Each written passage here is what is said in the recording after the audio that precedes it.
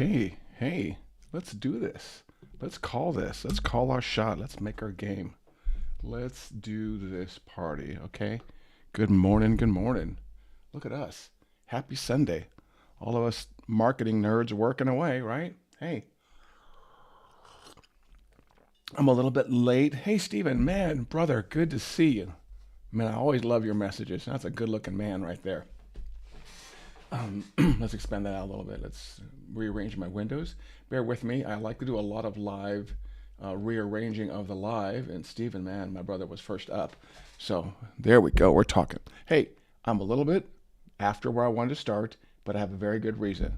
I had to make a cup of coffee, okay?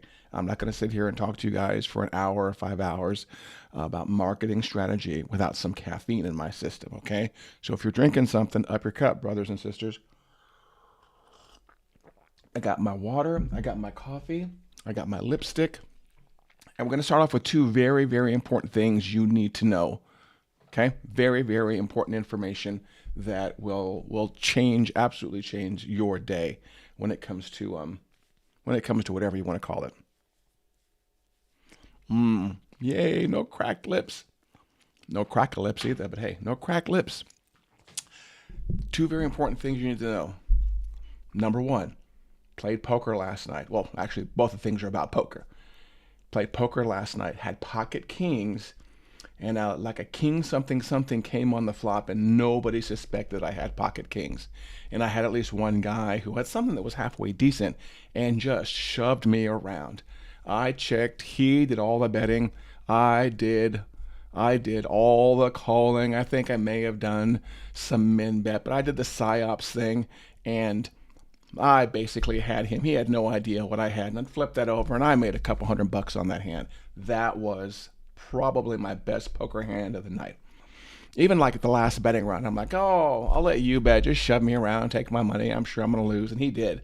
I think he bet 50, and I raised 50, got a call, and made some serious money. That's the most important one. And then later, I got my ass handed to me when I flopped another house, got overconfident, and the guy next to me had a house that was just a slightly better. I think mine was like kings full of tens, and his was like kings full of jacks, okay? And opposite thing happened. I was very confident. I was pushing, shoving, I was doing whatever. He flipped that over, and both of us were shocked. So I lost my ass on that poker hand. But I got to play poker, and that's the important thing. Good afternoon from the UK. Send love. Coffee is important. I thought you guys were more kind of tea people. Steven, I don't know why. Why did I think you guys are more tea kind of people? But hey, yeah, coffee's always good. Hey, so for those of you who have never joined before, this is what's going to happen here. I'm going to pick either my recent questions or recent questions that have been posed to me, either strategically or tactically when it comes to marketing in general, to tell you the truth, but specifically high level. And meaning that what's going to happen is we're going to talk about high level. I'll actually bring up a screen share. Matter of fact, I better get my, what's that? That's tomorrow morning. Okay, better get my browsers all arranged correctly so we can pop over here and share this screen with you guys. So let me get logged into my training instance. Hey, brother Mark. Oh man, hey Mark, how'd you like that hike yesterday, man? Wasn't that cool?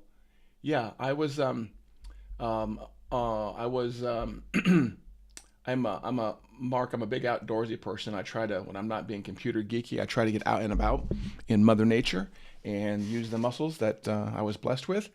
And one of my big things is long hikes. Long hikes, like 5 miles, 10 miles, 15 miles. I'd be okay with all of it. And obviously, one of my favorite things is to go out in western Oklahoma and get in the mountains and the hills and just really be in Mother Nature. It's amazing. Of course, I take my technology with me. Yeah, it was amazing. It really was, Mark. And I've always wanted. I didn't know the Medicine Park area that well in Oklahoma, and I'm always trying to learn more and more about it. And there's like hiking trails around Medicine Park. So I parked in Medicine Park, Oklahoma.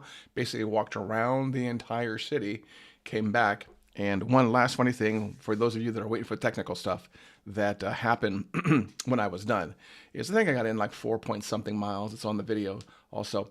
But across Medicine Park, across the highway there's a Happy Hippie restaurant. There's a restaurant I go to usually post hike that's very high protein, plant-based protein. And I sit there for a while and I kind of decompress, chat with everybody. And the guy asked me what I was doing. The owner who was behind the bar asked me what I was doing. I said, "Oh, I was hiking and I went all around. I actually just hiked by your place like half an hour ago as I was heading back to my car." He's like, "I saw you. I was wondering what the heck was someone doing hiking down the highway with like a backpack on and a weight vest, because I have like a 12-pound weight vest on. So I do a serious ruck. I do a weight vest and then I put stuff in the backpack also and everything.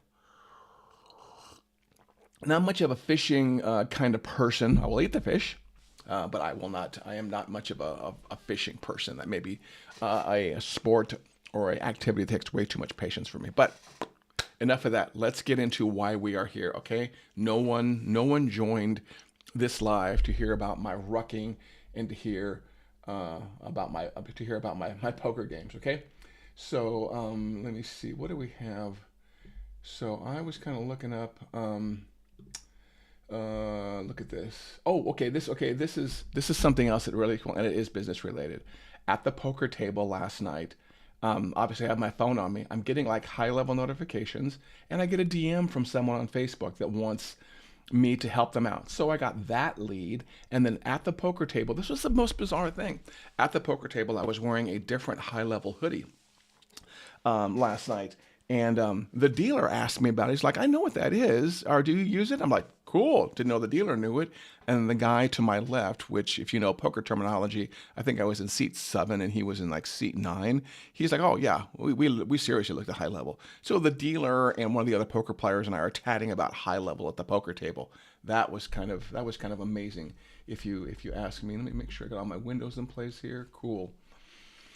Cool. And everyone here, you guys are all watching. I want to make sure you guys are only watching on YouTube, right? Because when I do these Sunday ones, I want to make sure it's only on YouTube. Okay. So let's get into the things to cover today. First of all, I want to answer a question that has nothing to do with tactical stuff. Somebody just asked a question in the Facebook group, and that's where I get most of my questions and answers, most of my questions at least, that I can formulate answers to about how to find. Let me see what's his exact question here. He's looking for he's looking for affiliates to promote his stuff. Okay, Mr. Jason Benedict asks, "I've got an incredible product for kids between 3 to 8 years old. What's the best way to get high traffic affiliates to promote it?" Okay, and my response was, and we would dig in this to a little bit deeper, because I actually have a lot of, probably more than the average person's worth of knowledge when it comes to affiliate marketing. And the reason for this is number one, I was an affiliate marketer. That's how I got in the whole digital marketing thing. But also, I went to several affiliate marketing conferences. I know a ton of affiliate managers in that world. I've been to Affiliate Summit West and Affiliate Summit East, which are two big conferences, and I've actually spoken at Affiliate Summit East many years ago. I was on a panel up there talking about, I can't remember what the heck I was talking about, but there's pictures of it out there. So I know a little bit more about the affiliate marketing world than most people. And then from affiliate marketing, I transferred over into more like direct marketing, full-on digital funnel work right there. So my response was, again, man, we've got a lot of windows. You think with a big ass monitor, I would have plenty of real estate, right? But no, I got too much real estate. So my response was, he's looking basically for a directory of high traffic affiliates to help promote his offer is what he's looking for. And the thing is in the affiliate marketing world, there's no central directory like that. We always get into things like this, hoping that there's some kind of central directory where we can find people, okay? And there is no central directory that tells you which affiliates promote what and what their traffic is. There just isn't, because every website on the internet could be an affiliate, and there's no way externally to know how well a particular website is doing. So my response here, and just to get it on tape here, and I might expand this a little bit. Number one, I guess I asked his question with a question, answered his question with a question. Does this offer funnel convert yet? And that's the important thing, because the really serious affiliates, I've learned, they know a thing or two about marketing. They know how funnels and direct marketing, conversion, and optimization, they know how that stuff works. And so if you go to a big affiliate that really knows what's going on, what's down, they want to know that what you are selling is actually going to sell, or what you're going to promote is actually going to promote, because they are going to put their name on the line, their website on the line, their link on the line, and they don't want to promote things that are not converting. So if you've just launched a brand new offer, I'm not familiar with Up Promote. I'll look that up here in a second. If you are launching a brand new offer, and let's say in your heart you know it's good, and that's always the challenge with things we want to promote, is that in our heart we know we have something amazing, but communicating that externally can sometimes be a challenge. But before any decent affiliate is going to want proof that you have a high converting funnel before they promote your thing. You cannot put up a brand new funnel on a Monday for a brand new product and then Tuesday expect to get any affiliates, or Wednesday or Thursday or Friday, unless that puppy converts. Okay, so that's my number one recommendation right there. Is number one, make sure that your offer converts before you ever approach an affiliate. And how do you do that? You do your own marketing, okay? Before you're going to ask me to promote something for you, I want to know that it sells. And I want to know if there's a target market for that particular solution, okay? If not, why am I going to send it out to my email list of 10,000 people, or put that up on the website, or promote that on my Facebook account, right?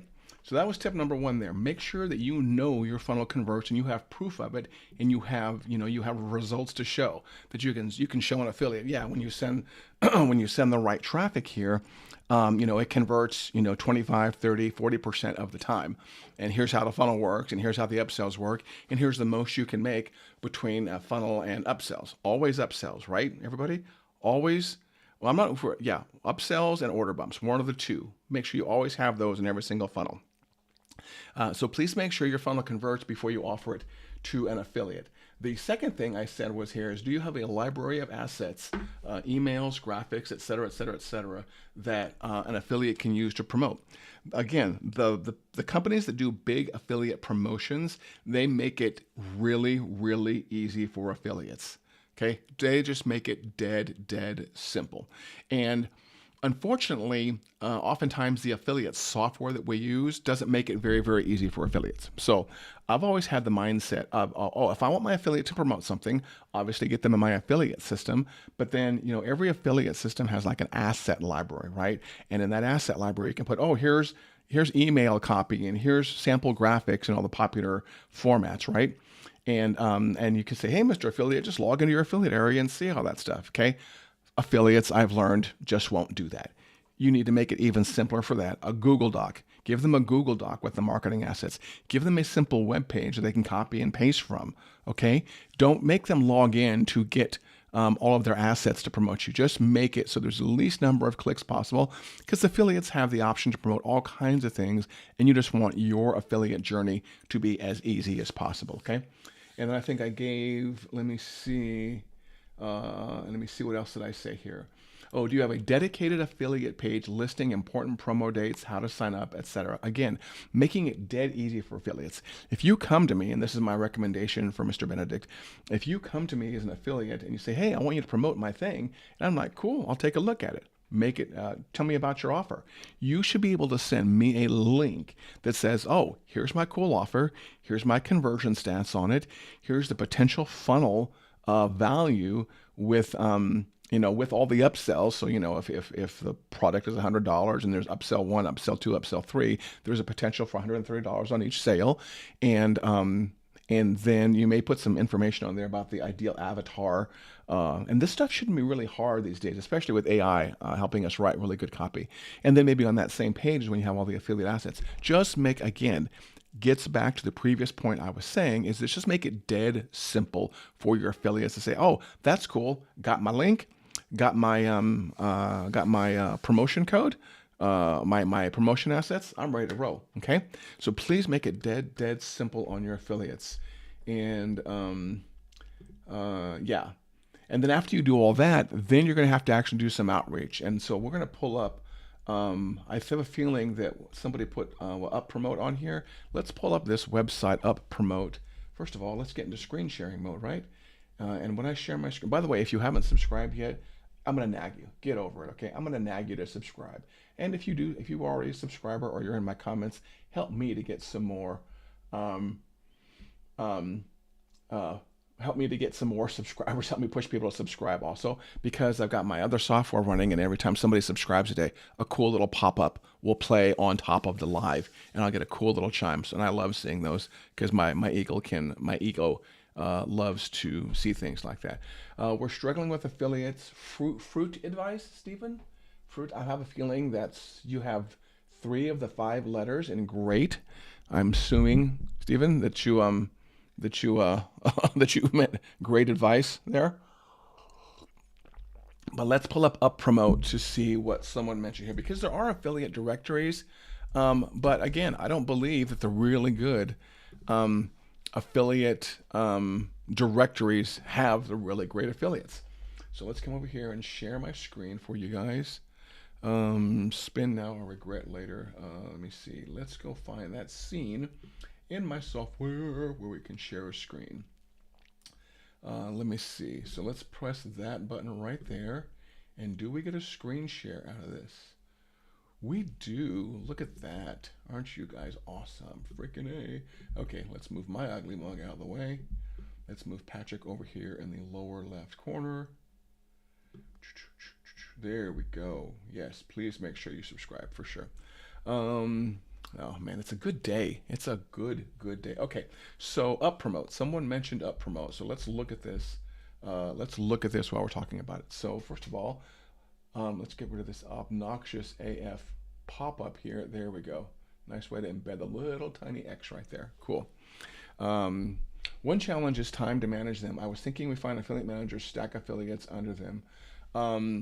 Yeah, good question. So I'm going to leave this website up here for a second. Let's talk about that for a minute, okay? Stephen, because let me get this on the screen here. So can we overlay everything? Look at that. Man, we are so fancy. We can have multiple things on the screen at once. One challenge is time to manage them. And I was thinking we find an affiliate manager and stack our affiliates under them. So a couple of things here. An affiliate manager is a good idea, but again, only if you can afford it, because the affiliate managers I've worked with in the past, they want a percentage of the sales. Okay. Well, I mean, they'll do a fixed amount also, but they also want a percentage of the sales. So this gets back to making sure you have a well converting funnel. You know, there are affiliate managers out there who make major bank from managing affiliates because they get a piece of it. So just be prepared for that. So it's very possible. This is one of those things like a marketing expense. Okay, as you grow, you take on more marketing expenses. The salary or the commission of an affiliate manager is another marketing expense. So if you're selling a product, that's just another slice out of that pie you have to remember. So, it really gets hard sometimes to do affiliate promos when you don't have high margins. Okay. Let's say you're selling a $100 product. Let's say your profit on that product is, I don't know, maybe 20-30%. You start throwing in merchant account fees. You start throwing in affiliate percentages, which, a good affiliate's going to want, somewhere between, I would think, 10 and 40%, and you throw the affiliate manager commission on top of that too. You're trying to take a big chunk out of your company profit there, and so you just have to be really careful and just do your math. So my answer to you, Stephen, is yes, an affiliate manager is a great idea if the math works. Okay, and just be careful about when you don't have any affiliates or any affiliate traffic, hiring an affiliate manager and having that drain on your books. Okay, I do not want you to go out of business, sir. So we do not need that drain on your books. So just do the math. Okay, let's look at this cool website. So 20-30%. Yeah, you throw your overhead on there. You throw your business operating expenses on there. It can get expensive very, very fast. 20-30%. You are a very generous man right there. What am I saying? I think I paid 30% myself, but cool. You pay your affiliates so well. Okay. So someone mentioned up promote. So let's look at up promote for a minute. So up promote, affiliate, and referral doesn't even tell me what it does. So I don't even know what. So tracking software. There we go. Okay. Affiliate and referral tracking software. These days in the world of marketing, I like my websites to be dumb. And I try to have a very simple mind and not put my marketing mind on when it comes to looking at websites. So now I see what they do. Okay, so top recommended Shopify affiliate marketing solutions. Okay, so if you're Shopify, that's going to be something that you're going to want to use. Did someone telling me they have a directory here? Resources, blog, Facebook community. Okay, so this isn't really a directory. This is just more a piece of software. No different than what's the one that Highlevel uses? Not their internal one. They First Promoter. Yeah, this is no different than like a First Promoter or something like that. But again, this looks like this automatic. This only works with Shopify. So this isn't. This isn't really going to be an affiliate directory. This just looks like a good piece of software to use if you're going to run an affiliate program on Shopify. Let's look and see what their integrations are here. That's like the first link I go to for just about every website today. Tell me what your integrations are. Okay, Pagefly. No idea what that is. Page Builder, Klaviyo and Mailchimp. Cool. Got some other subscription-based services here. Oh, Stripe? Do they not work with Stripe? Shopify. Well, they have to work with Stripe because Shopify Payments is Stripe. So Shopify uses Stripe for their merchant account tracking automatically. By default, I'm going to close some windows here because we got a lot going on today. Just don't close the live stream window, Patrick, right? Okay, so they've got some integrations here. But not, I mean, I guess if you're Shopify, it's good to go. But again, it's not the directory that my friend was looking for. So again, if you want to find some really good affiliates, you're going to have to put in the legwork. Let's see what Mark said. It's been a while since I was on it, but I became an affiliate through them a long time ago. Maybe it was a different one. Been a couple of years. Yeah, I've known a lot of pieces of software in the world, like we all have, and I don't recognize this one. But then again, I rarely do Shopify anymore. If people that come to me when they want e-commerce setups these days, I may do Shopify if it's really complicated.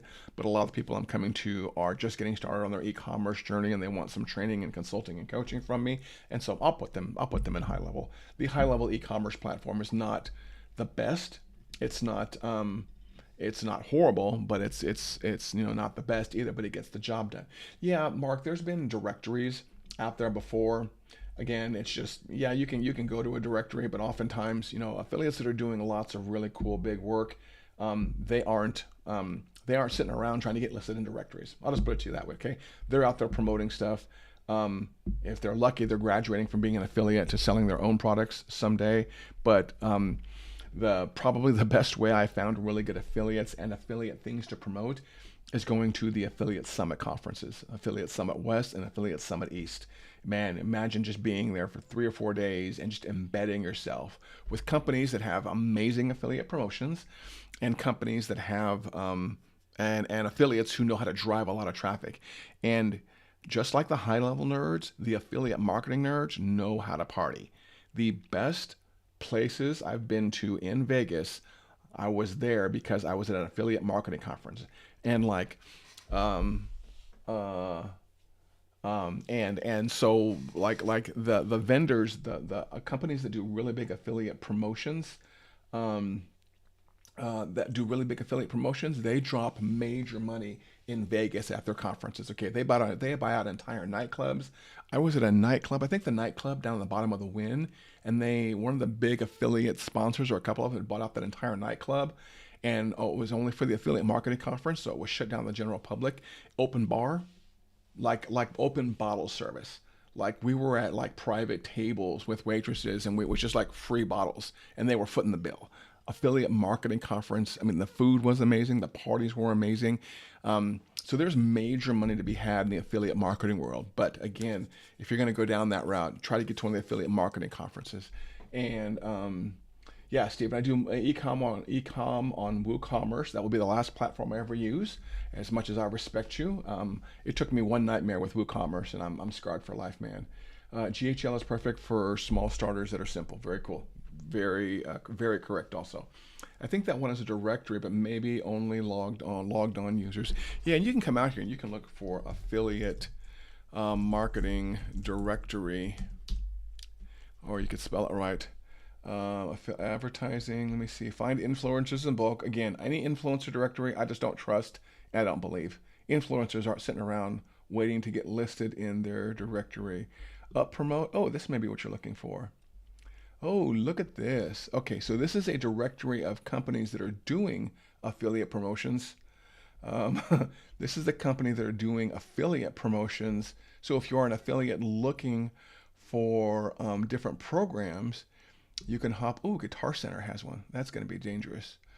Oh, okay. This is okay. I get what this is now. So this is a directory of affiliate programs. This is not a directory of affiliates. So what UpPromote has, so I'm used to the share a sale version. So if you're somebody who needs affiliates, or no, if you're so okay, my mind is right now. Okay, UpPromote. Okay, UpPromote is very much like share a sale. In other words, these are companies that have directories of affiliate programs. They don't have a directory of affiliates. So I can come to UpPromote, okay, and find a program I want to promote. Oh, I'm into music, which I actually am. I did not realize Guitar Center had an affiliate program, so I can promote them. Come back to the directory over here. Where was it? Kajabi affiliate program. Ooh, I wonder if Highlevel is listed in here, right? Is Highlevel listed in here? Probably not, because it's a competitor. So not Highlevel. What about GoHighLevel? Is that listed in here? Um, yeah. Mark is right. What is this? Mark is right. 100%. If they will let you. Now here's the rub though, Mark. If you use a service like this to list your affiliate program, they want to manage the affiliate program using their software, and they either want a fixed amount per month or they want to cut. Okay, so I'm guessing that all these programs, I wouldn't be surprised if all these programs use UpPromote. Um, let's see if I go to Printful affiliate program, and if I go to join B2B affiliate, yeah, when I mouse over the link, it looks like it takes me possibly to Printful with an affiliate link itself. Um, so let me pick another one. A Skyscanner out of curiosity. So Skyscanner, when I mouse over that, what do I do? Partners, Sky products, affiliates. So it looks like, yeah, again, it's just um, a directory of affiliate programs. But yeah, if they'll take you in and it's not too expensive, Mark is right. Get your program listed in here. For sure, my friends, for sure. Okay, let's move on to other high-level questions, shall we? Let's hop over into our cute little high-level instance of test data. Let's close our other tabs and let's see what we have going on for Q&A. There was at least one person here in the, let me see, Josh Collins, no. There was a question here that somebody was asking about. Here we go, Chad Kuntz. Chad Kuntz had a question. So this was in response to my custom objects. Okay, custom objects, right? This is the topic we could talk about forever. Where are my super nerds at? Custom objects. This is something that's going to become a big deal for all of us, or for the people who are going to be more advanced. So as of the conference, which I attended in Dallas, and if you were there, make sure you drop a comment. Um, uh, I even bought special clothes. Did you guys see my fancy shorts for the conference? I bought special shorts for you guys. But as of the conference, everyone has custom objects now, not just as cool people in the beta group. So what you're seeing here is, I'm gonna actually go ahead and get rid of these, get rid of some of these. Yeah, we'll leave them there. I take that back. So, so everyone has this option now in their high level settings. Okay, and it's interesting calling it custom objects because it looks like they actually just changed the name to objects here. And I think the reason they did that is because you're going to be able to use this to manage just like some of the standard built-in products. So here we are, and this is my setup from when I was doing when I was in the beta group. Okay, and I am slowly working on an event management system. That's why you see these here. But what we're getting a lot now when it comes to the question about custom objects is we're getting people who want interpersonal relationships, not as terms of the dating site, but people are wanting to relate like parents to children, or parents to pets, or parents to vehicles. Um, and the one that really catches my eye is when people try to overcomplicate it, and they're like, okay, well, I want to manage, I want to manage relationships between people and kids, or people and salespeople, or people, or something like that. Okay, okay, Stephen, we're gonna do some use cases, brother, or we're gonna do this just for you, and my other millions and millions of 2,000 people that are subscribed. Um, and whenever anybody says, I'm going to create a new custom object to manage the relationship between person A and person B, my spidey sense goes off. And I'm like, wait. We already have a built-in object to manage people, which is called contacts, okay? If we try, there's two challenges I see here. One, if you try to create another people type object and manage that, you're going to be sorely disappointed, because all the features we've come to expect built in with contacts will not be there with a custom object. You have to basically rebuild that stuff from scratch. So if you want to use all the same fields, and you want to use automations, and you want it to be treated like a person who can have conversations with the agency, yada, yada, yada, my suggestion is do not create a new custom object for that, okay? Also, custom objects don't have automations right now. So if I was to create a new custom object called kids and start using it for kids, by default, I would not be able to send email to it, text from it, things like that, okay? It's just data, for lack of anything else, okay? So if you are going, and this is my thread here. It looks like I posted this November 7th. Custom objects for contacts. If you are wanting to relate people to people, what you should do is you should come in here to custom objects. And by the way, Stephen and Mark, remind me of the niches you're in, or the niches you serve, in the comments, and I will see if I can come up with some examples off the top of my head. Let me see. How are we doing? So if you're ever going to manage people with your custom objects, here's what I suggest you do. Rather than creating a brand new object, come to your, they gave us access to the contacts object here. I'm hoping eventually companies will be here also, and some of the other built-in objects, but for right now, we have access to contacts, okay? And inside of contacts, I'm going to, let's delete this relationship out of here. So inside of custom objects, you manage the relationships, which are also known as the associations. And for any of you that have a database or programming background, you've dealt with this before. But this is where you manage the relationships between your objects, okay? So like in my case, like for events, you have contacts who buy tickets, and you have the ticket object. And so there has to be some kind of relation between them. And what the relation is for both objects to know the other relating piece of data.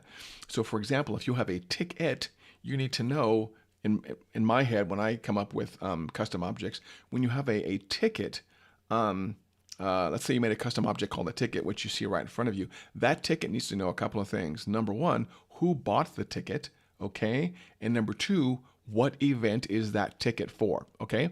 Because if you're like an event management company, or even a company that puts on, any kind of smaller events, you're going to have like event RSVPs, and you're going to want to also track different events that your company holds. So in this particular case, my contact has a relationship to ticket buyer, a many to many, which means many contacts can have many different tickets. Okay. Let me see, is that many to one? So there's different relationships. There's many to many, many to one, and one to many in the database world.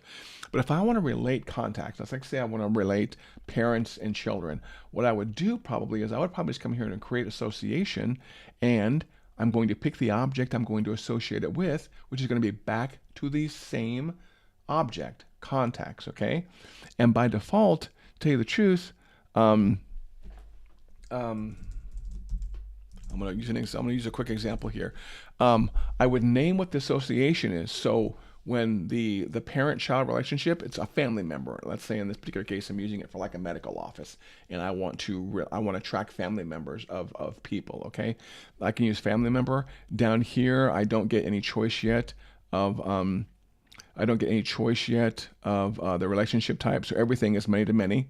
configure relationship. Many contacts can be labeled family member. So there's more coming here. But then it's basically drawing the relationship here is a contact associated to many contacts with label family member. Okay, that's what the relationship is going to look like.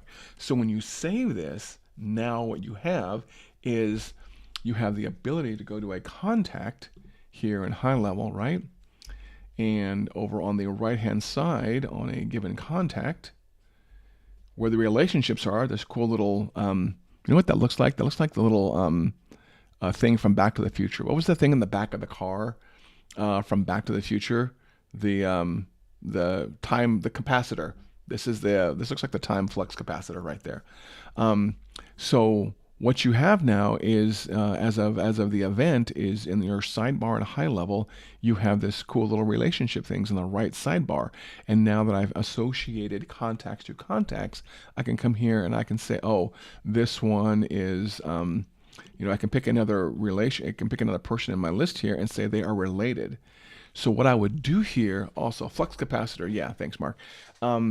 What you're basically doing here is you're connecting these people. So what I should be able to do, if I did this right, is go over to Jada Nelson and see that same relationship. Now, quick disclaimer, I'm making this up off the cuff. What I would normally do in a formal setting is I would go to the contacts.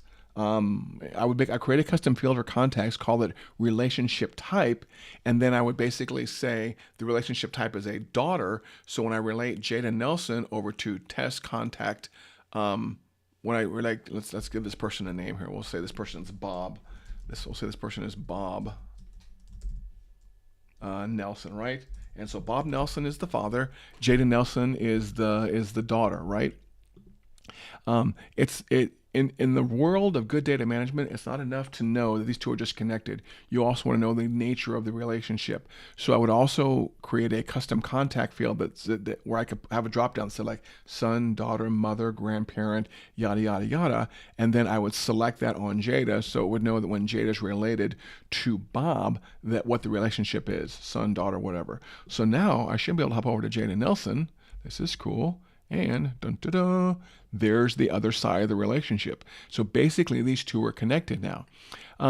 Contact to contact relationships, I wish they were built into the product, but unfortunately they're not. So if you're in a situation when you want to relate people, don't create a new custom object. Okay, that's my advice. Create just a relationship between existing contacts. It's a couple of clicks and you get the functionality that you need here. Okay, so let me see. Let's see our niches here. So 100% HVAC these days, and local businesses and local trade. Okay, so here's how. Let's go with Mark's example. 100% HVAC these days. Okay. 100% HVAC. How can we use custom objects for HVACs? In your particular case, Mark, there's a couple of ones off the top of my head I could see you using for, you could see custom objects. You know what, let's switch our scene over here. Let's switch our scene back here for a second. Let's see, I gotta find, where's my mouse? There we go, so there's my mouse. Let's go back to full, so can I go back to full screen, Patrick? And screen share, Patrick, are those working okay? Yeah, cool, okay. So back to full screen, Patrick. Okay, HVAC,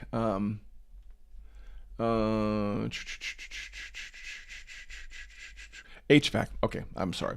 Let's say that you are an HVAC person, okay, and you deal with a lot of properties. That's the reality. And if you're a residential HVAC person, one of the ways you could offer a value add or a service is to put people on some kind of annual program that you go out and you replace filters, or you go out and reservice ACs, or you keep track of the units you install so you know the age of them, so you know when they have to be replaced, and you also know what you can use for upsells, things like that. So one of the things you could possibly do is create a custom object for HVAC units. Okay, and let's create that live. Okay, I always like live, right? Live is always good. So first of all, let's go back into screen share mode.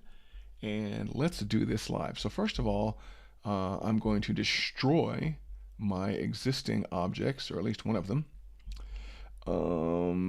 Let's kill these. You know what? Let's kill these for now. I can come back and recreate them later. And this is exactly what a test instance is for. Delete events. And by the way, they should make this deleting events, they should make this deleting of custom objects things very hard, because it will be possible to ruin your entire database when you do this. Okay, let's say custom object. Let's say we're going to call this, you know what, there's probably a better name, but let's just call it an HVAC unit, okay? HVAC unit. And you guys are going to have to help me. House address, single line text field. Yeah, that's all we get so far. And this is going to be plural, right? So create a custom object, and then, and you guys are going to have to help me out here, what kind of things would you store about an HVAC unit? Well, you'd probably store something like,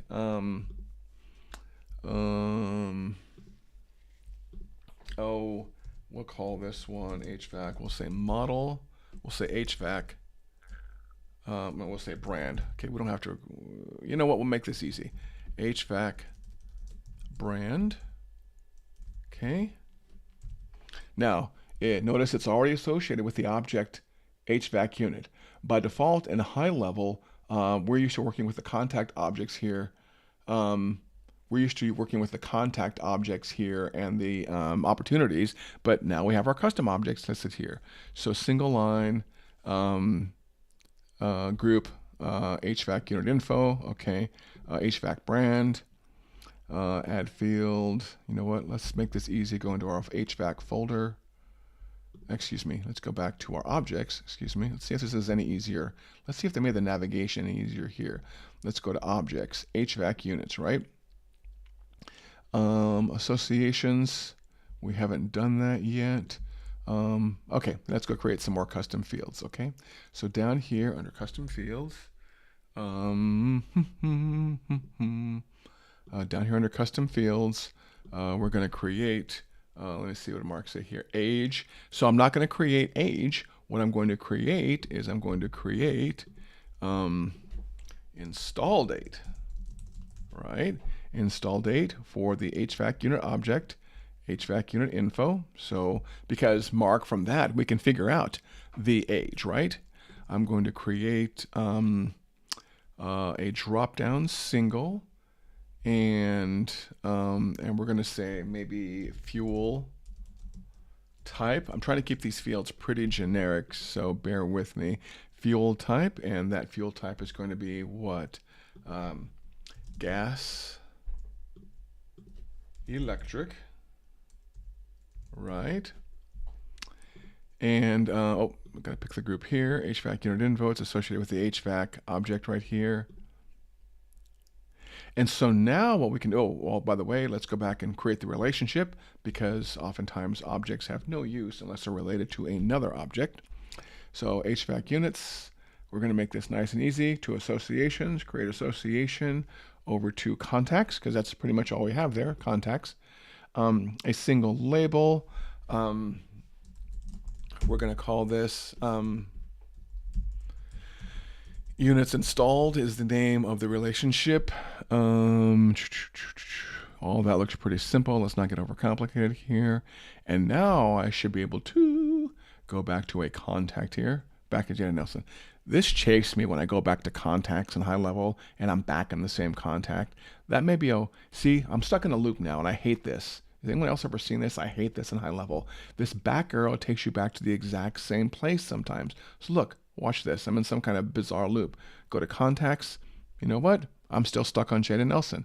My back arrow, where's it take me to? Back over the objects thing. I hate that Highlevel, because then you have to play games like, you know, go to someplace else and then come back to this right here. Okay, so hate that Highlevel. Okay, so now over here in associations, I have HVAC units, and so for this person, Bob Nelson, I can start adding HVAC units now.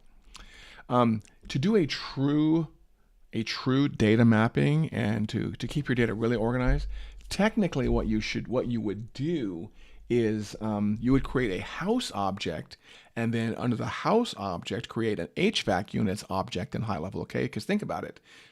A house can have multiple HVAC units. When you're working with custom objects, or when you're thinking about doing something like this, please get in front of a piece of paper and a pencil or a dry erase board and draw this out. People who do a lot of good database design work draw this out in detail and think of all the use cases before they actually get into the tool to create this stuff. Okay, it's very important, because if you install something willy-nilly that's not correct, and you start loading up with a bunch of data, and you realize you set up the custom object wrong or the association wrong, then what's going to happen is you are going to it's hard to basically delete that and start over. When you've populated it with a couple of hundred records, right? So technically, if this was going to be a mass deployment, and this was going to be thousands of HVAC units, and there were multiple HVAC units per property. Because let's say Bob Nelson on my screen, right? Bob Nelson on my screen can own multiple houses, and each house, or commercial buildings, right? And each one can have multiple units, okay? Yeah, exactly. Mark, you're picking it up right there. This could be used for multiple properties if I set up the relationships right, okay? Now, of course, when you set up a complicated many-to-many relationship like that, it does become harder to manage, okay? So you kind of have to balance out, how thorough do you want your data collection to be versus how easy do you want, like, the HVAC front desk person to be. And I don't want to slight anybody, but sometimes if you have like an admin person who's putting this information in, and you design this really cool layout of objects to where a contact has many houses and a house has many units, you're going to freak some people out. So if 90% of the time, if people only have one unit, I would just I wouldn't do that whole complicated setup. I would just do the simple setup like I did here. But if 90% of the time a person has multiple properties, and those properties have multiple HVAC units, then 100% I would do contacts can have multiple properties in the property objects, because now you've got addresses, right? And locations. And then from that, you can have multiple units. You could 100% do that. And that would be a glorious schema design right there. Again, Mark, it's going to depend. You're going to have to balance out, again, how detailed and how much data do you want to gather versus how simple do you want your system to be to use. But yes, 100%, it could work for multiple properties. Yeah, if it was, by the way, yeah, anyways. So, and something else I could do also, to tell you the truth, is I could come to this unit, I could come to this HVAC unit, I could put address fields on it. So this is what I would do, Mark. Now that I'm thinking of this off the top of my head, that's something I would do is, did I put, I don't think I put the address in there, did I?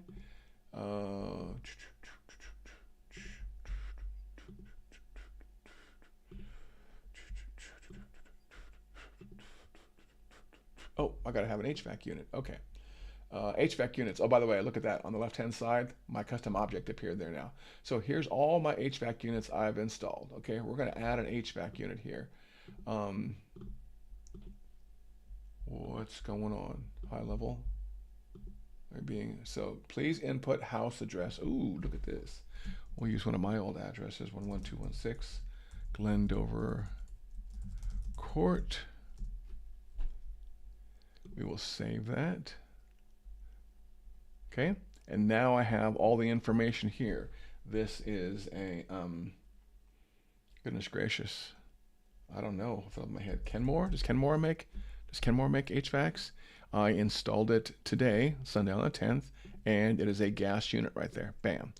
Save. Okay. Now we have an HVAC unit in our system. Okay. Oh, come on. Reload. Come on. Where's my HVAC unit? Highlevel. Custom objects. There's my HVAC unit. Okay. Now train. That's right. Okay. Because you can't stop a train, right? Now I can go over to Bob Nelson, and I can come to associations, and associate an HVAC unit. Okay. We'll pick this one right here at his house. Okay. Save.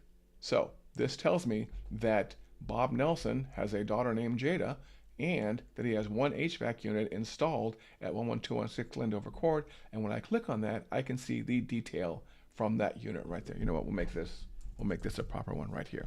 So is this kind of making sense, Mark and Steven? How this basically how this would work? That my concern, being a super nerd, is I always get concerned that people are going to over nerd or over complicate a technical setup. And I already see people in the world of custom objects coming up with these ideas like, I should create a custom object for this. This is going to be great. I'm like, no. More often than not, I'm going to say you shouldn't create a custom object until you've mapped this out. And obviously, blatant obvious plug, give me a call. Text our office, 405-217-4752, if you ever want us to create custom objects for you and talk about custom objects, and even possibly help you work out a situation so you don't need them, okay? The older I get, I'm kind of curious if you guys watching this feel the same way. The older I get and the more mature I get, which happens every single second of every single day, the more I like to make sure my technical solutions are simple, not complicated. When I was 16, 17 doing this stuff, because I was doing this stuff when I was 16 or 17, I would draw some amazingly complex setups when it came to technology. I thought I was the coolest kid. I thought I was the coolest kid, on the block. For some reason, when you're in junior high and high school, people don't think database design is sexy. I don't know why. What's wrong with high school kids, right? But the older I get, every year I get older, I'm just looking to keep things easier and more simple. Okay? So if you ever want to, it's also moving towards simple, but this is a possibility on enough customers. Yeah. And like I said, I'm even more hesitant right now with the fact that there's no automations for these. Okay? That's a little bit dangerous. Not a little bit dangerous. It's going to be a little bit odd right now that people are creating custom objects, but there's no automation for it. And there's also no really elegant way to get data inside and outside of a custom object yet, outside of an API. For example, and I don't think it exists yet, over here in forms, it's going to be nice to be able to have a form so you can create a custom object. Right now, when you go to add form, let's see if this has changed recently, because I'll discover it live with you guys. Last time I checked, when you create a form, look, by default, forms are associated with contacts, okay? Eventually, this form builder will, let me make sure that there's no secret hidden options here.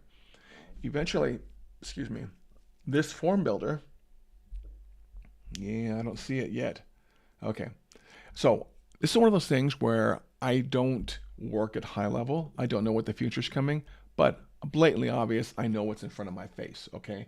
And this is what's going to be coming from the future. Eventually, when you come to build a form, there's going to have to be an option someplace that says, I'm building a form for X object, and then it gives you the fields for that object. Or I'm building a form where I want to get information for two objects. And for example, and then the form builder is going to have to allow me to put like my HVAC unit information on the form here. Okay, Highlevel has a lot of work yet to do, and I know it's in progress. A lot of work yet to do to get everything else to work well with custom objects. Okay, they're going to have to do some work obviously in contacts. In automation for sure, and I know they're working on it 100%. It's probably, who knows, it's probably 80% done. But there's a lot here that a lot of this product has to be modified to work better with custom objects, because we now have to have the mindset that not all of our data may be contact based. Okay, by the way, for those of you that are wondering. Contacts itself is an object, okay? Opportunities are objects. Payments are objects. In the world of software development and database management, every central piece of data that you manage is an object, okay? It's like looking at, a spreadsheet and having different tabs for different data types inside of a spreadsheet, okay? Everything is an object. Memberships. A course is an object. A lesson under a course is an object. A community is an object. These are all objects, okay? I hope Highlevel does not give us permission to modify everything, but automation is going to be a big one. And so at some point in time, you're going to want to create a workflow here, start from scratch, and the workflow I'm going to have, and again, let's see if do I happen to have it yet? eventually there's going to have to be a trigger here over in workflows that says new HVAC unit, okay, or new custom object or whatever. And then everything else in the workflow builder is going to be dependent on that, okay? You're going to be able to update custom object fields, create new custom objects, things like that. And so we have a lot of work to do to get there, but we will get there little by little. Okay, let's move on to a different question, shall we? I think we've beaten that horse.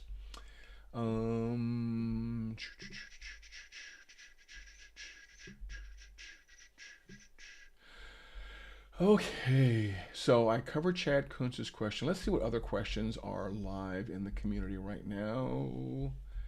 Are hot topics that we can cover for people and make their life easier. Is A2P required for Canadian businesses? I don't know. I'm not Canada. I don't think so. But I'm guessing that A2P is has their own different version of rules. It may be P2A. Who knows? Is there a way I can prevent multiple submissions of a survey by a single contact phone number, or alternatively delete their previous submission so they can attain different results? Okay, yeah, got what looks like and maybe even AI response. The answer is no. The 100% no. You cannot prevent multiple submissions, and I know whenever somebody submits a question is, can I prevent this from happening? And they're talking about an external data source that anybody can use, like a form. When someone goes to submit a form in Highlevel, you have no idea who they are. You really don't. Maybe unless they do it from an email and you know them in your database and you link to it. But by default, if I go to a form now and I submit it and I close it all out and I come back later and I submit it again, Highlevel doesn't know who I am, okay? So you can't really on the front end prevent a duplicate submission. So the answer to that one would be a resounding no. You can do some things after the data is submitted, but you can't do it up front, okay? You cannot do it up front. Let me see, school literally makes 0 cents compared to communities. No, Akbar, that's not 100% true. Communities are brand new. Communities, I love Highlevel. Communities are probably not as good as school and will not be there for a little while. I still advocate communities 100%, but people are, I've noticed a little bit of losing of the mind this week when people are looking at using communities. They're like, school's dead, yada, yada, yada. No, school is not dead. School has huge financial backing, and school is used by a ton of people. The day that Highlevel, hey, Mark, thanks for watching, man. I appreciate you. Have a good day.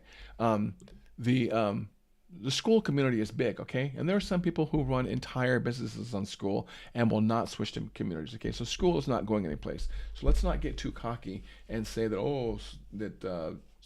school is dead now, that Highlevel has communities. Far, far from it, okay? Let's see what other questions we have going on. Curious, who has the craziest SaaS offer in top of Highlevel? No idea. GHL surveys are garbage. Correct me if I'm wrong. You're wrong, dude. Because they work a little. They're not garbage. Okay, we got Jason Benedict and his talk about where to find an affiliate, where to find big affiliates. And if you're curious about that and you're this far in the stream, make sure you go back and watch the beginning of the stream. I talk about how you can basically set it up so you look very attractive to affiliates. Okay. Could someone help me in the right direction to help integrate conversions at payment integration? That's going to need a developer. Best of luck to that. Oh, cool. We've got looks like some training coming up. If you're going to be in the auto industry, there's a masterclass from Ryan Hardigan. Very cool. Headline typewriter animation. Very cool. Let's look for questions we can all, yeah, yada, yada. We got some motivation. White label, okay, that's an old post. Configure your product and get a custom quote form. Yeah, that's going to be as a lead magnet. Get a quote form as a custom magnet. That's not going to be terribly easy. That's going to require some external integrations. Oh man, I really want to get in this AI voice bot and virtual employee stuff. I'm going to be digging that. As soon as I have a use case for that. Has anyone created training videos for their clients using AI that just uses your face and voice, and you can simply just upload a script and it makes the video? 100%, I'm sure people have done that. If so, can you share the best software to do this at a high level? Okay, there is not going to be any best software for this at high level. Okay, this is going to be, what you want to do is create, this person wants to create a virtual avatar of themselves, and Highlevel doesn't do that. You're just going to have to go to one of the, you're just going to have to go to one of these services like HeyGen, which I mentioned in the comments there, I just noticed, and basically build this yourself outside of Highlevel and then just feed it your script, okay? And by the way, it will look very much AI. I have yet to see AI generator that doesn't look and sound like an AI, okay? So that's going to be an external to Highlevel thing. We get a lot of questions in the Highlevel world, and I get them personally in DM about how to do something that's completely unrelated to Highlevel, and this is one of those ones right there, right? Is things like creating custom videos or creating giant AI avatars. Okay, there's my post, extended layer high-level pro tips, and my vote right there is I'm more of an extended layer kind of guy, looking to upgrade for best affiliate. What is the best method to use both metapixels?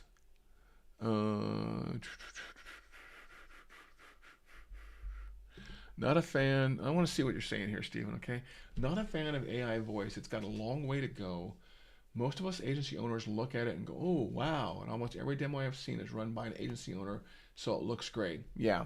So basically what we're saying is the demos we're seeing are very well prepared, very well scripted, and they're by people who probably play with AI a lot, Stephen. I think this is what you're saying, not by, Joe Handyman or by the layman. Okay, I'm with you. And every time I hear an AI phone call, yeah, you're probably bringing up a very good point, Stephen, that out in the wild, these things don't do that great. I have to give a credit. I'll have to give credit, though. I believe it's to Bryce and what they're doing over at CloseBot, because that stuff I have seen, and it's probably one of the better demos out there. Not perfect, but definitely one of the better demos out there. By the way, I'm a CloseBot affiliate now, as of the past 2 or 3 days. But CloseBot's halfway decent, and I've seen some demos with CloseBot, like from Walter Bayless, who has just thrown some random stuff at it, and it has recovered pretty well, and basically guides the person back onto the path. So yeah, like a lot of things, Stephen, we're oh, good. That's good to know, man. Good to know. Let's get that on the screen so people can know that. I was slow to adopt, but I'm coming around to CloseBot. I really am, and it's obviously in my list of things now to promote because I'm an affiliate. But yeah, I've been very impressed by that. It doesn't do voice, but what it does is I've seen a demo where they connect it to a voice system, and it can. There's a multi-bot system. If you go look at what the people over in White Label Suite are doing, Walter and Johan, they basically have a system set up where basically you combine their data with CloseBot's data with one of the voice AI dialer data systems. Your top tip. I want to talk about that for a second, Stephen. Which LLM to use there. I've seen some voice demos. In their particular case, what were very realistic, but it's a combination of different tools. It's not all in one tool. Stephen says here, top tip, switch to Claude, right? I'm kind of curious about that because I've actually decided to become more of a ChatGPT person. I'm going to tell you why, and I may be wrong. Okay, I'm perfectly okay in being wrong. I am starting to decide my AI path. In other words, my suite of tools I will use, because once I decide that, I can then shut down other ones. Okay, the suite of AI tools I'm going to use is what goodness gracious, Patrick, what is the AI? Oh my goodness. Oh, Get Levi. I'm getting ready to invest heavily in Get Levi for my clients to start building client avatars to help generate content. That uses ChatGPT 4, the most recent one, as its engine. And I've also done a decent amount of training on my ChatGPT 4, training it about Patrick Allman. So I can, if we ever pull up something like and this is going to be, I love this conversation, I really do. If we're ever going to pull up something like Patrick, where's your, oh, not that, Launchpad. Let's go into my Chat GPT. Let's pull up Mr. Chat GPT.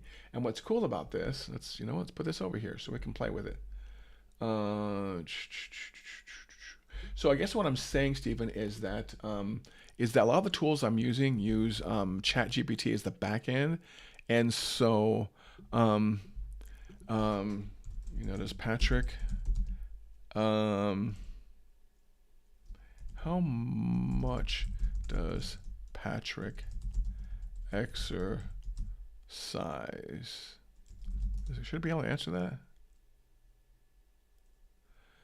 Yeah. So what I basically started doing is I will sit here for a while in this Chat GPT client, and I will just feed it my past content pieces. I will tell it my tone. I will tell it. So I'm basically spending a lot of time these days.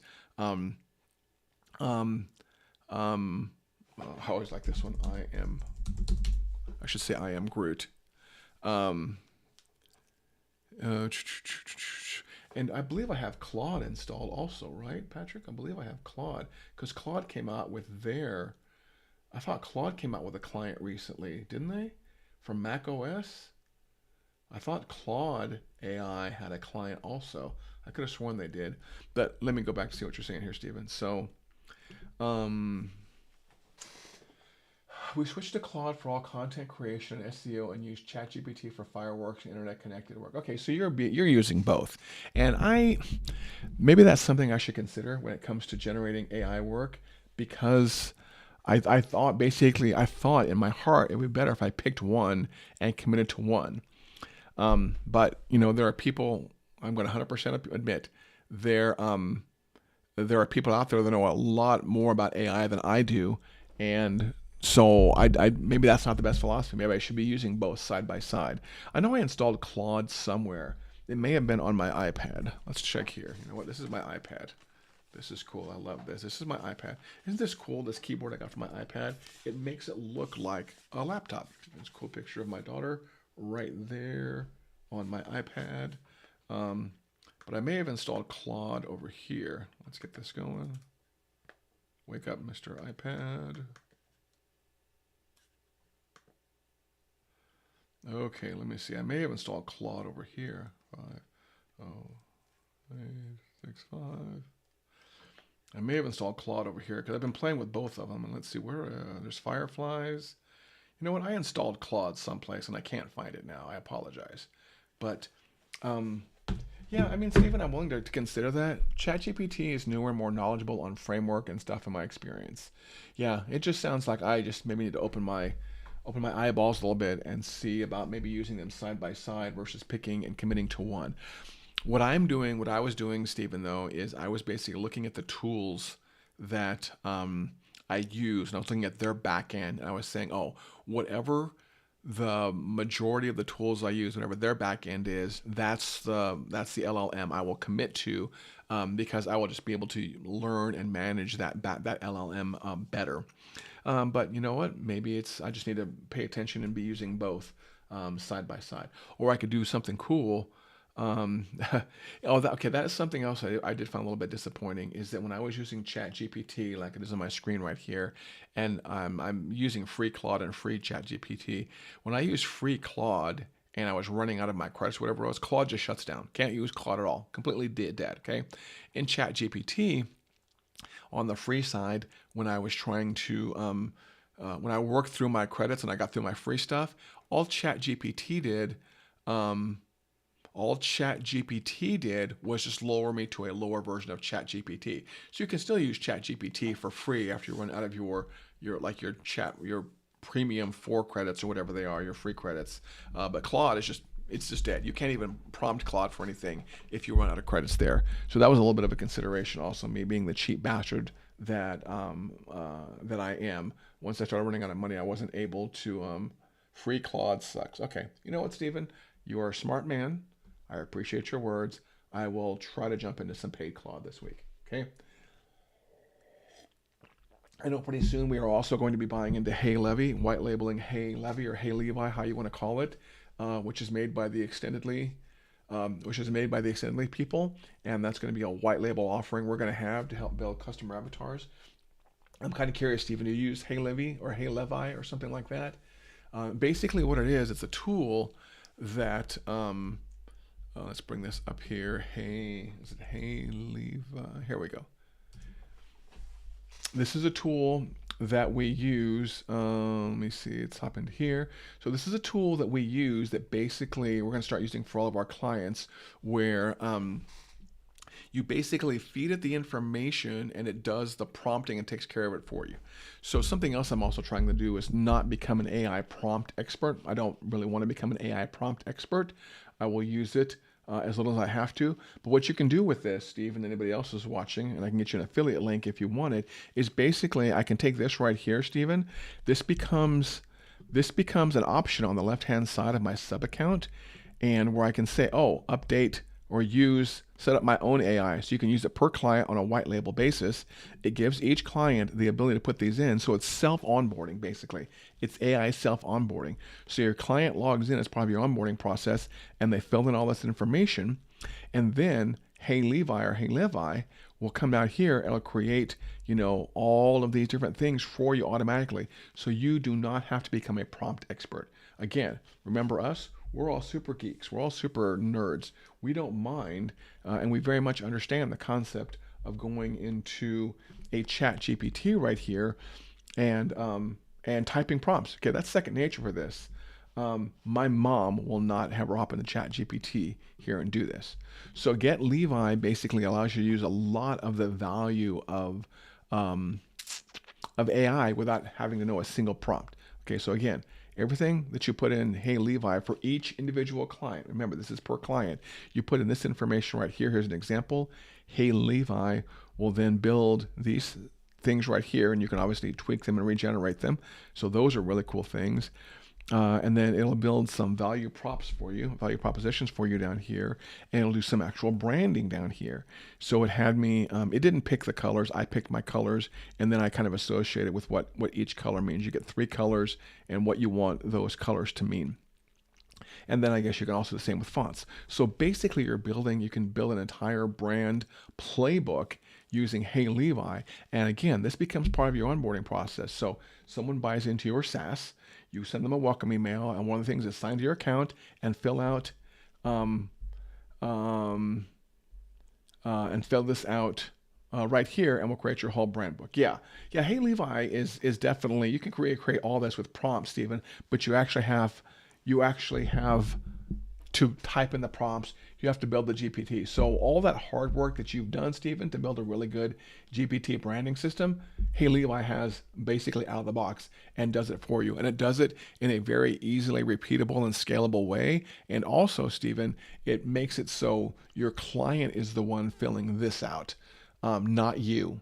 Okay, your client is the one filling, looks like HeyLevi. It is HeyLevi.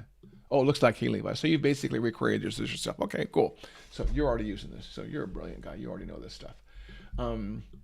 Okay, so let's see if we can find some other questions here to cover before we call it a day. I use AI PRM. What is this AI? Let's look and see what AI PRM is, shall we? Your cheat code. Ooh. Create best prompts. Okay. Yeah, I mean, it's basically another tool is what it is. I'll take a look at this also.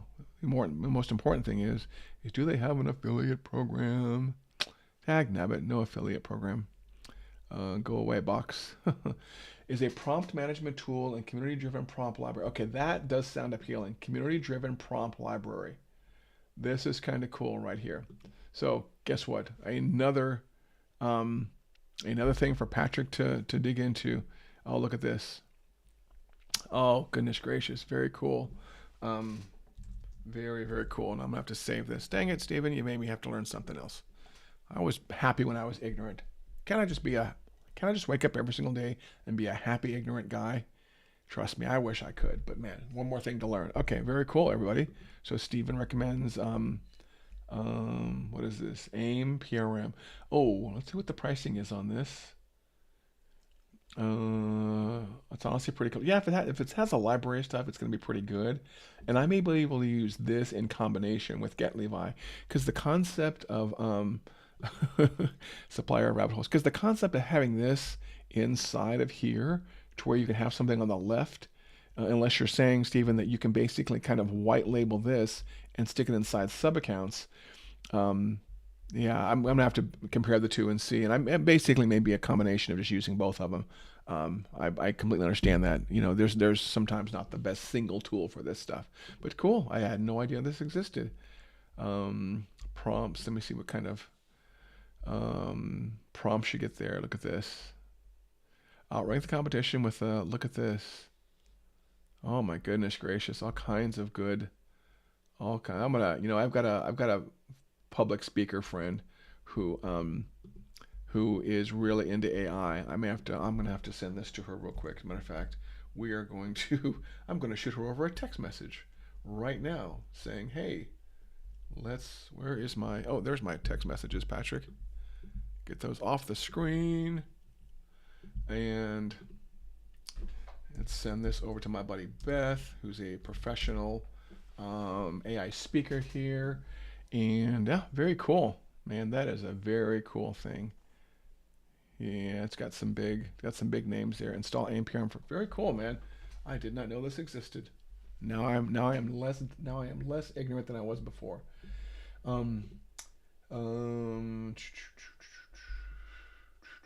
Happy Saturday. I've been looking like crazy to see if there are any workarounds to get the rewards to be one per level in the community area. So what he's talking about here is down in memberships when you're inside of your cool community. What you're saying here is when you log in, are there workarounds to get the rewards to be one per level in the community ever? Yeah, I don't know of any workaround for that. Let me see, what else do we have here question wise. Let me see if there's anything major here that was top of my head I had a strong opinion on. Here's one. Let's go. And this is one that I'm sure is going to be a little bit probably controversial because this just never, people just don't agree 100% on these. And by the way, if you are watching, please make sure you do subscribe so we can get the cool little pop-up and the cool little sound. The whole WordPress versus internal builder kind of thing. So let's go find that particular discussion so I can give my opinion on it and we can discuss it. Let me see if I can find that post. Come on. Got way too many Facebook notifications about my hiking yesterday. Then Melissa Gomez. Okay. There was a question here about what is the best from Talmar Shlami. Talking about this on the live right now. We don't want that. Let's get the person over here to see if they can watch me talk about the solution for their particular problem. So let's first of all, bear with me for a second while I grab the link to this live so I can share it in response to a question. Let's grab the link for the live and let's put this right here. Okay, so getting back to Highlevel because we are, oh dang it, I wanted to keep the bookmark from AIM-PRM. There we go. We're going to keep that one open so I don't forget about it. So here's the question. What's the best way to allow people to watch the replay of a webinar? Here we go. Let's actually get this on the screen. What's the best way to allow people to watch the replay of a webinar if I want to use features that unlock additional options after they've watched a certain percentage of the webinar? Excellent question. I love questions I can answer in my sleep. So, watch a replay of a webinar if I want to use features that unlock additional when they've watched a certain percentage. So if this is the problem we have to There's the first problem we have to solve right here. Watch a certain percentage of the webinar, and if I want to build automations around that. Okay, so webinar, whenever I see webinar, I just think video, okay? That's all a webinar is, right? It's just a video, okay? And so you basically want to track the percentage of people watching a video and build triggers off of that. Now, I can't say I necessarily agree with the first response that was given here. This is a long, complicated response. Sorry, Melissa Gomez, I don't agree with it. A long, complicated response, yada, yada, yada. Put your video over here, tracking over here, and put it on the page. And then alternatively, the plan B is to use what Highlevel gives you out of the box, okay? People, if you're paying for Highlevel, use what Highlevel gives you out of the box first, okay? Even if other people have said it doesn't work, even if other people said it sucked, try it first. And then when it breaks, then go to an external solution, okay? You're paying money for this tool. Use the heck out of it, okay? Beat it up, and like they say with horses, ride it hard and put it away wet, okay? Use the features built in first before you jump to external features. So this one's built in. After they've watched a certain percentage of the webinar. We have a trigger for that over here in automations. Over here in automations, we have a trigger. We can create a brand new workflow here. We will always start from scratch, which is how you learn most of this stuff. And there is a trigger under triggers. It should be video watched, if I'm not mistaken. Video tracking. Okay, video tracking. This is what you should be using for webinars and for other times where you want to see the percentage of people watching a video. And by the way, this is one of those triggers I don't think people use enough. This is such a badass trigger. And you should be using this even if you don't, even if you don't have a need to track someone's percentage yet or take action on it, it's still going to be handy to know. So for every video, in my opinion, for every video that you embed on a Highlevel page that you are going to send people to watch, you should have a trigger like this in place. If nothing else, then to add a note to their record and or tag them. Even if you don't do anything with it for now, I'm a big fan of gathering marketing data and marketing information, even if I don't have a need for it right now, okay? So let's say I came up with a brand new page. I put a video on that page. I've uploaded all that to Highlevel because Highlevel does have video hosting. You can then put a video tracking trigger here, and you can come down here in the filter, and you can give it some more detail. Because number one, you can give it the funnel. You can pick one of your funnels here. Let's see if I have a video in this live course creator funnel. You can pick the video itself. There we go. There's one of my videos. Something that looks like I uploaded from Instagram right there. And we can come here and say video duration. So if they've watched greater than, let's say, 30% of the video. Tag watchers. Actually, let's go to our naming convention. We'll probably call this 1,500 because I think all my automations are in the 1,000. Tag video watchers. So this is how I would probably do this. So tag video watchers. So maybe come here and maybe say this one can say watched 30%. Okay, we can have that trigger. And maybe we can, I can't copy triggers, can I? Dagnabbit. And then we can save that, and we can add another trigger. Let's say video tracking. We are going to pick the same funnel. Is any of live course creator. The video is the one that's on that page right there. And let's say add filter. The video duration we'll say is greater than, we'll say 50% right there. And we will call this one watched 50%, right? And then you can obviously do whatever else you want to do here, including, and you might wonder, why do I have both of these in the same automation? Well, that don't I want them in separate to do separate tagging? No, you just come down here and you just say, either right at the top or later, you just add your if then else and say, this is the 30% branch. And actually, that's what I would probably do. 50% branch, and then I would leave the none branch as the 30% branch, because it's either going to be the 50% or the other one when you have two of them. So you can basically decide which of the triggers above is the one you're going to be going off of. So this is the 50, watch 50. Oh, you know what? I didn't save this yet. So save this. Sometimes you have to save and reload if you put something in the top of your automation and you want to use it down later.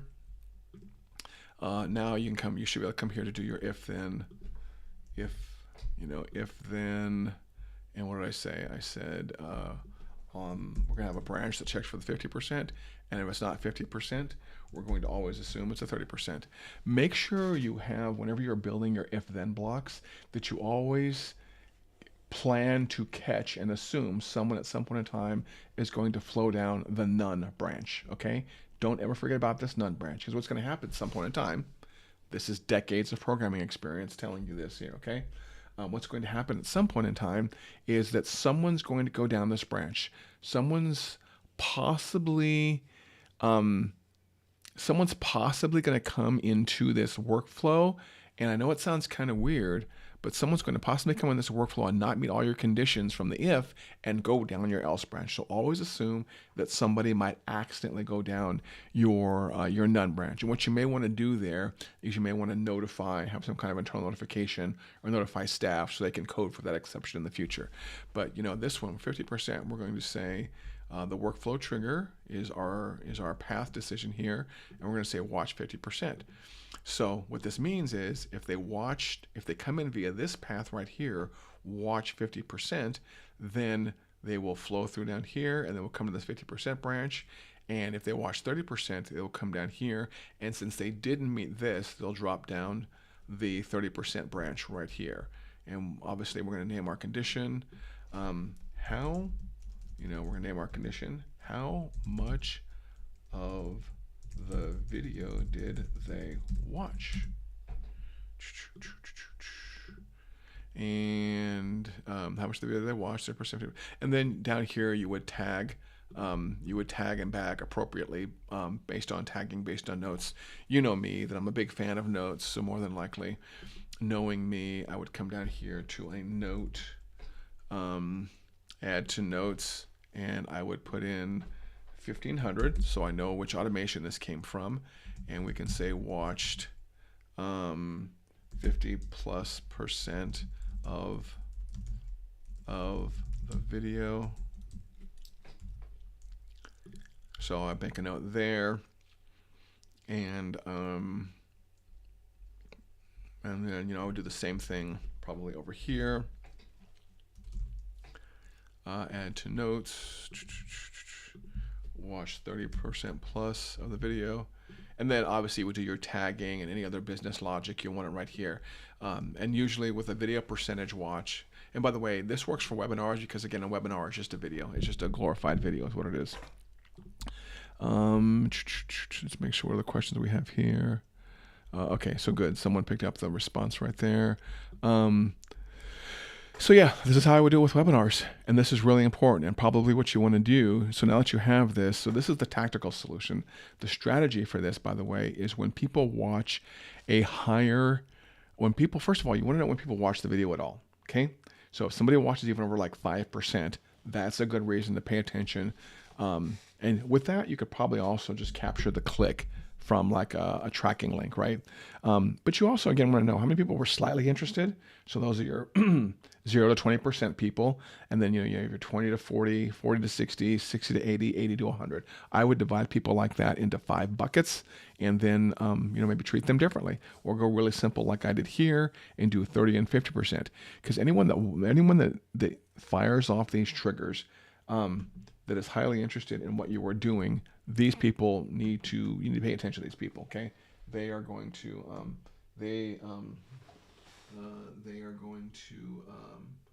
be possible buyers, okay? So that's how you would do that on that solution, okay? And you know what? With that, I think we're going to call it a day.